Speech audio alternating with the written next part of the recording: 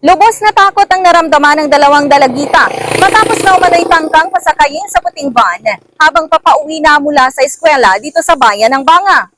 Nangyari ang insidente pasado alas 4 ng hapon, Setyembre 18 sa barangay Pagsanghan sa naturang bayan. Sa panayam sa ina ng 8 taong gulang na batang babae na may binili lamang umano siya sa tindahan at iniwan ang kanyang anak kasama ang pinsan nito na 9 na taong gulang sa waiting shed. Ngunit pagbalik niya ay namumutla na at nangangatog ang mga ito. Sa salaysay ng mga bata may huminto umanong puting van at pilit silang isinasakay ng lalaki. Nang binuksan umano ang van, doon na nanginig sa takot ang dalawa nang may makita ang mga bata sa loob, nakabusal ang bibig at nakatali ang mga paa. Dagdag pa ng mga ito na inalok pa umano sila ng candy ng lalaking sakay ng van, ngunit dahil sa takot ay unti-unti silang umatras hanggang sa magkatakbo palayo sa lugar. Sa kasamaang palad ay walang mahagilap na CCTV dahil may kalayuan sa highway ang pinangyarihan at wala ring nakawitness nito dahil umuulan noon.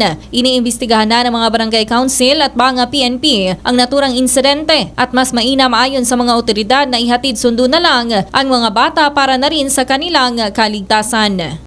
Napagalamang may dati na ring insidente na naitala dito sa probinsya ng Aklan, ngunit hanggang sa ngayon ay hindi pa rin nakikilala ang posibleng mga salarin sa naturang insidente. Balita mula rito sa lalawigan ng Aklan. Ito si K5 Regilyn Tornino para sa Kampiyon na Balita, Serbisyo Publiko at Kasiyahan sa Kalibo, K5 News FM.